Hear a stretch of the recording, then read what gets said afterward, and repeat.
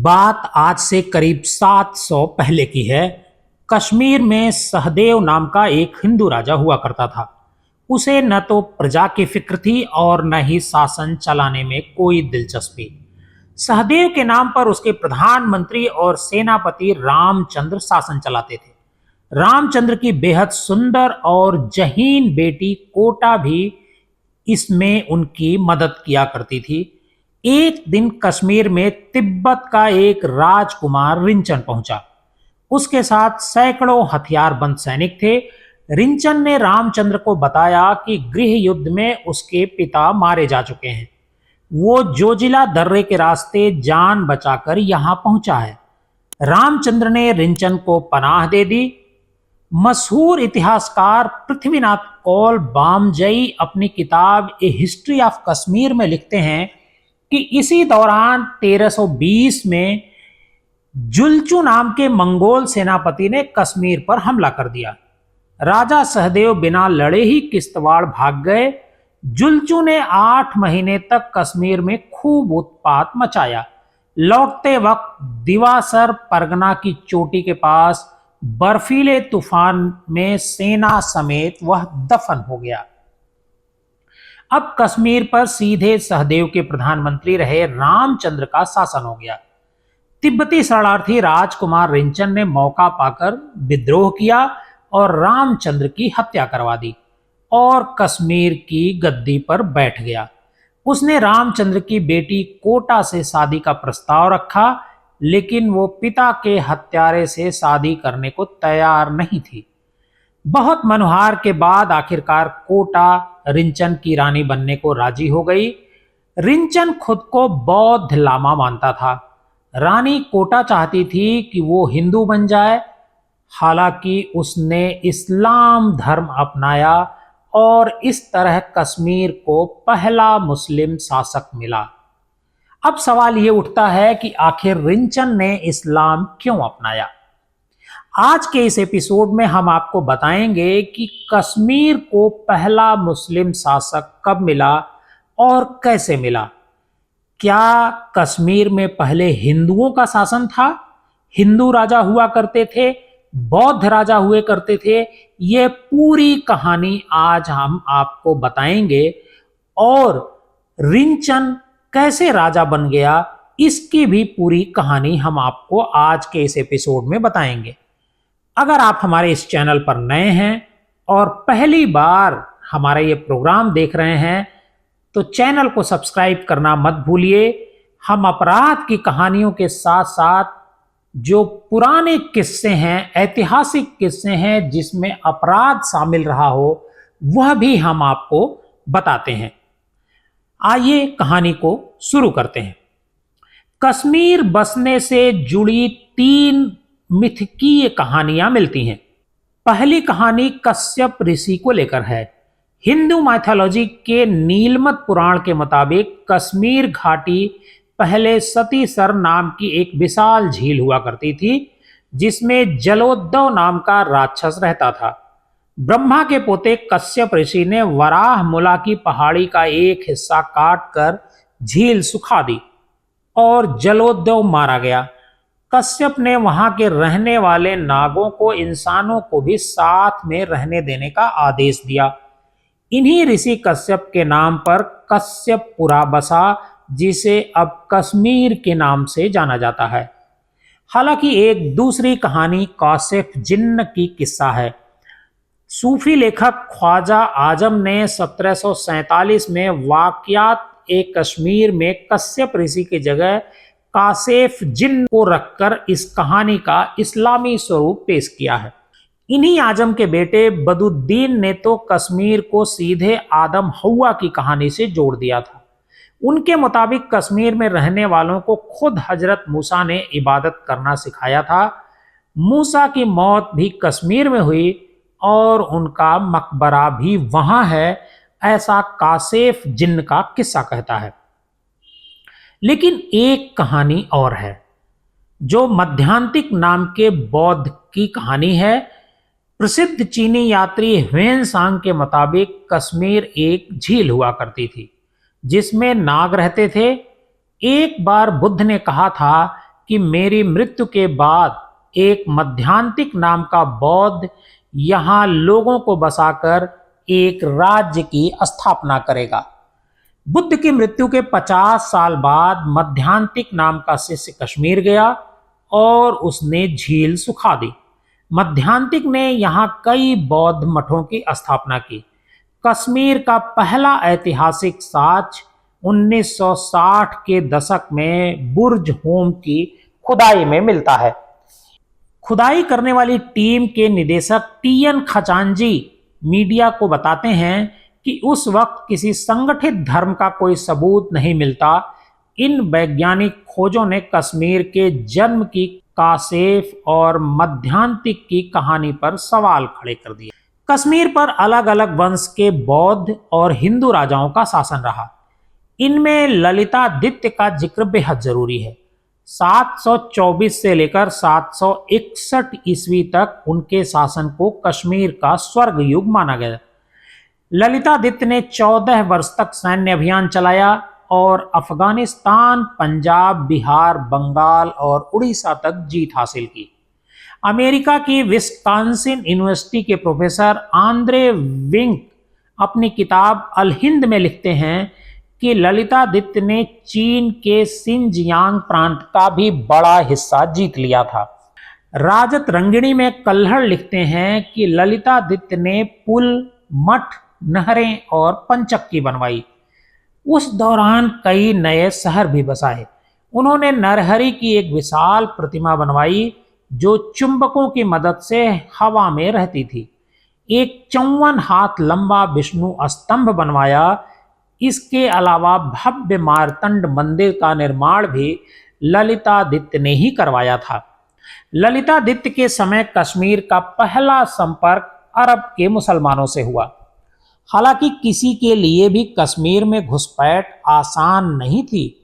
यहां तक पहुंचने का रास्ता बहुत दुर्गम था। करीब 250 साल बाद महमूद गजनी ने कश्मीर पर हमले की ठानी। महमूद गजनी भारत पर हमला करने वाला पहला तुर्क था। उसने 1000 ईस्वी से 1027 ईस्वी के बीच भारत पर 17 बार हमला किया। उसका मकसद लूट करना था, जिसमें वो कामयाब भी हुआ। कश्मीर पर भी उसकी नजर पड़ी। 1015 ईस्वी में उसने पहली बार तोसा मैदान दर्रे के रास्ते कश्मीर पर हमला किया। उस वक्त कश्मीर में संग्राम राजा का शासन हुआ करता था। गजनी की सेना दुर्गम रास्तों में भटक गई और बाढ़ में भी फंस गई। जबरदस्त प्रतिरोध भी हुआ और गजनी को खाली हाथ लौटना पड़ा। इसमें गजनी का काफी नुकसान हुआ। उसने 1021 ईस्वी में फिर कश्मीर पर हमला किया। 1 महीने तक लगातार कोशिश करने के बाद भी वो लोह कोट की किलाबंदी नहीं भेज सका। घाटी में बर्फबारी शुरू होने वाली थी। गजनी समझ गया कि कश्मीर को जीतना मुश्किल है।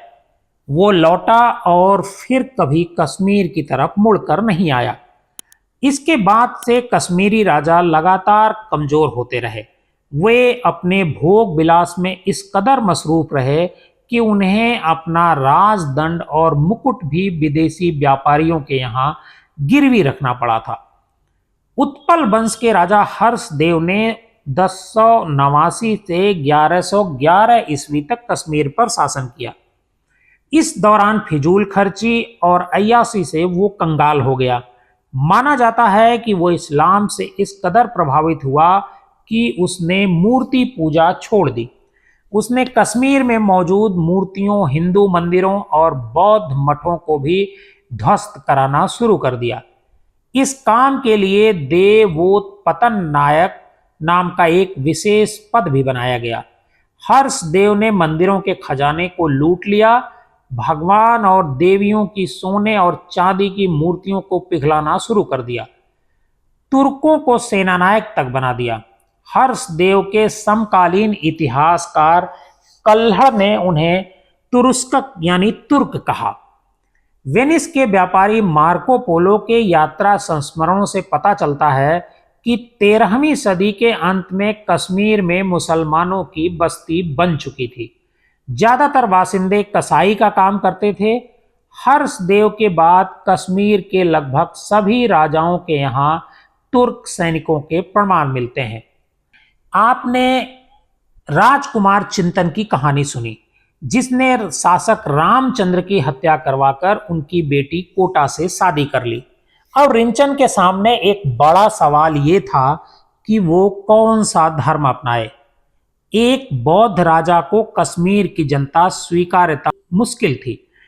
लेखक अशोक कुमार पांडे अपनी किताब कश्मीर और कश्मीरी पंडित में लिखते हैं, रिंचन हिंदू धर्म अपनाना चाहता था, लेकिन उसके तिब्बती बौद्ध होने की वजह से ब्राह्मणों ने उसे दीक्षित करने से इनकार कर दिया।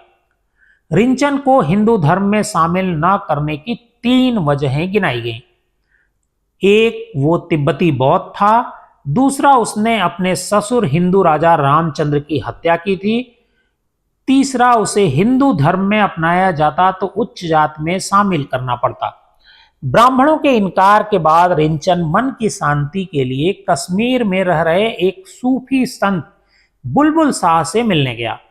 उनके प्रभाव में आकर उसने इस्लाम अपना लिया और सुल्तान सदरुद्दीन नाम से कश्मीर की गद्दी पर बैठ गया। इस तरह रिंचन धर्म बदलकर कश्मीर का पहला मुस्लिम शासक सदरुद्दीन बना। हालांकि कई इतिहासकारों का मानना है कि उसके इस फैसले के पीछे पश्चिम एशिया और कश्मीर के आसपास के इलाकों में इस्लाम का बढ़ता प्रभाव था। इस्लाम अपनाना राजनीतिक रूप से ज्यादा सुरक्षित उसे लगा। रिंचन के चचेरे ससुर रावण चंद्र को भी बुलबुल शाह ने इस्लाम कबूल करवाया। इसके अलावा रिंचन के साथ आए बौद्ध सैनिक, शासन प्रशासन के कई बड़े अधिकारी भी बुलबुल शाह के प्रभाव में आकर मुस्लिम बन गए। श्रीनगर की पहली मस्जिद भी रिंचन उर्फ सुल्तान सदरुद्दीन ने बनवाई थी। हालांकि रिंचन सुकून से कश्मीर पर शासन नहीं कर सका। 1323 ईस्वी में उसकी मौत हो गई। कश्मीर की गद्दी पर कश्मीर छोड़कर भागे राजा सहदेव के भाई उदयन देव बैठा और रिंचन की पत्नी कोटा रानी को शादी करने पर मजबूर कर दिया। 1338 ईस्वी में उदयन देव की मृत्यु हुई तो रिंचन के मंत्री रहे शाह मीर ने सत्ता पर कब्जा कर लिया। इस तरह कश्मीर में पहले मुस्लिम वंश शाहमीर वंश की स्थापना हुई। इस वंश ने 220 साल तक शासन किया। शाहमीर वंश का सबसे विवादित शासक सुल्तान सिकंदर था, जो 1389 में गद्दी पर बैठा। कश्मीरी विद्वान प्रेमनाथ बजाज उसके शासन को कश्मीर के इतिहास का सबसे काला धब्बा मानते हैं। सिकंदर के शासन में प्रमुख ईरानी सूफी संत सैयद अली हमदानी के बेटे सैयद मोहम्मद हमदानी कश्मीर आए। सुल्तान ने उनके लिए खानकाह का निर्माण करवाया। इतिहासकार जोन राज एक बुक में लिखते हैं कि सुल्तान सिकंदर धर्म के नशे में चूर था। उसने सुहा भट्ट नाम के ब्राह्मण को अपना मुख्य सलाहकार बनाया। सूफी संत सैयद हमदानी ने सुहा भट्ट को मुस्लिम बनाकर मलिक सैफुद्दीन नाम दिया और उसकी बेटी से निकाह कर लिया। सुहा भट्ट उर्फ सैफुद्दीन के सुझाव पर सुल्तान ने कश्मीर के सभी ब्राह्मणों और विद्वानों को मुस्लिम बनाने का आदेश दिया। इस्लाम न अपनाने वालों से घाटी छोड़कर जाने को कहा गया। उसके शासन में मंदिर तोड़ने का अभियान चला। सोने चांदी की मूर्तियां शाही टकसाल में गलाकर सिक्कों में बदल दी गईं। 1420 ईस्वी में सुल्तान सिकंदर का बेटा जैनुल आबदीन गद्दी पर बैठा। वो भी अपने पिता की धार्मिक कट्टरता से बिल्कुल उलट था। उसने मंदिरों को फिर से बनवाया, कश्मीर से निकाले गए ब्राह्मणों की वापसों की कोशिश की, जजिया कर हटाया और गो हत्या पर उसने रोक लगा दी। जैनुल आबदीनी कश्मीरी, फारसी, संस्कृत और अरबी का विद्वान था। उसके आदेश पर महाभारत और कल्हड़ की राजत रंगिणी का फारसी में अनुवाद किया गया। 'शिव भट्ट उसके निजी चिकित्सक और सलाहकार थे। उसने कई हिंदुओं और बौद्धों को अपने दरबार में जगह दी।